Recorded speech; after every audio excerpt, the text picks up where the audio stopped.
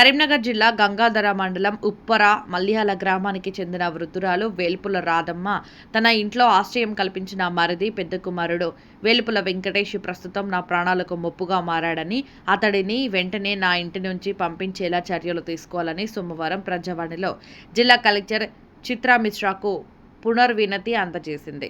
నెల రోజుల క్రితం ఫిర్యాదు చేసినప్పటికీ ఇప్పటి వరకు ఎలాంటి చర్యలు తీసుకోలేదని ఆమె ఆవేదన వ్యక్తం చేసింది.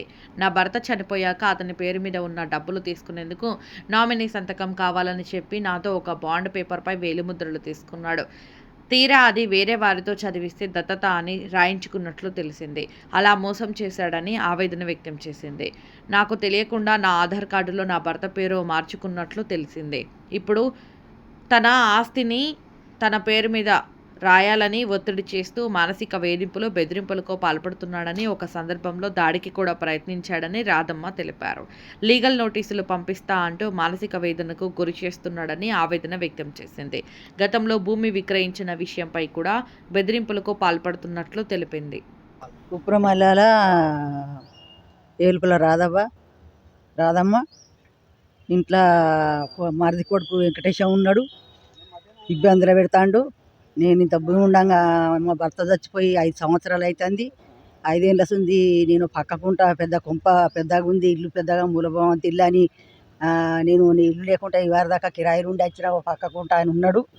ఉండి నన్ను ఇబ్బందులు పెట్టి చంపుతా, నేను బొండికి తీసుకుతా, 6 నెలలు జైలుకి పోతా, నాకు వచ్చే భూమి నువ్వు ఎట్లా అమ్ముకునే లంజా అని తిడతాడు, చంపుతానంటాడు, కొడతానంటాడు. ఇక పాన భయం ఉందని నేను ఇట్లా చెప్తాను. చేసినాం, చేస్తే నెల అయింది. నెల రోజుల శుద్ధి పట్టించుకుంటలేడు, సర్పంచ్ పట్టించుకుంటలేడు.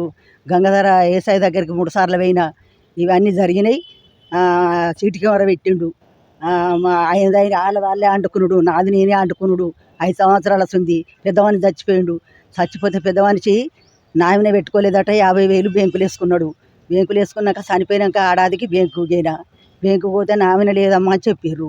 చెప్తే ఇక ఇంట్లో కొడుకు లెక్క మరిది కొడుకు ఉన్నాడు కదా, ఆయన ఏం పడత్తే నీ పైసలు వస్తాయమ్మా అని ఓ సంతకం పెట్టించుకున్నాడు. ఆ దత్తపుత్రులు లెక్క 10 మంది సంతకం పెట్టించుకొని 57 ఏళ్ళకు ఇప్పుడు నేను సంతకం పెట్టించుకున్న లంజే నాది ఆస్తి, నేను దత్తపుత్రుని చేసుకున్నాను అంటాడు. ఒప్పుకోలే.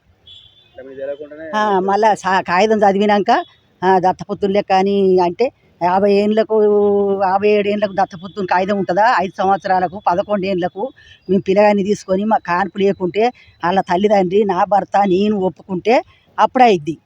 అప్పుడైతే నేను ఇప్పుడు ఏ పంచాయతీలు ఏ పడావులు వద్దు, నేను రెట్ట పట్టుకొని తీసుకొని పోయి నా కొడుకని నేను ఉంచుకుంటా. సర్పంచ్ ఏం పట్టించుకుంటలేడు. సర్పంచ్ నెల రోజుల సుంది 2 నెలల సుంది మొత్తానికే పట్టించుకుంటలేడు. ఇక ఆయన ఎంబడే ఏదన్నా న్యాయం చెయ్యన్నా నేనేమి లేకుంటున్నానంటే ఆయనకే ఆనిపోయినట్టే సపోర్ట్ ఇస్తాడు కావచ్చు, కానీ అస్సలే పట్టించుకుంటలేడు.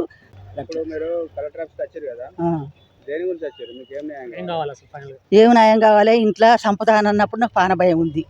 నేను ఉన్న రోజులు నేను ఉంటా. నేను పోయినాక మరిదికి పిల్లలు, ఒక ఆడపిల్ల, 2 మగ పిల్లగాండ్లు. ఈయనే ఇంకొక ఆయనే వెంకటేశం. అయితే వాళ్ళు నేను దినంగా మిగిలింది నేను భూమి అమ్ముకున్నా. భూమి పైసలు ఎట్లా అమ్ముకున్నవే లంజా కావాలి నాకు అని అంటాడు. అంటే నేను అమ్ముకున్నది సంవత్సరం అయిపోయింది. ఇప్పుడు ఏం పడతాడు. నాకు పాన భయం ఉంది ఇంట్లో ఉంటే అని చెప్తాను. చెప్తాను. రూపాయలతో పైసా అనద్దు, బలవనద్దు. నేను తినంగా నేను చచ్చిపోయినాక నేను దాని తినంగా మిగిలింది వాళ్ళే పంచుకొని తినడి. చారణ కానీ దొంగన కానీ ఎంత కానీ. ఈ వీడియో మీకు నచ్చినట్లయితే లైక్ బటన్ క్లిక్ చేయండి. మరిన్ని వీడియోలను పొందడానికి దయచేసి సబ్స్క్రైబ్ చేయండి.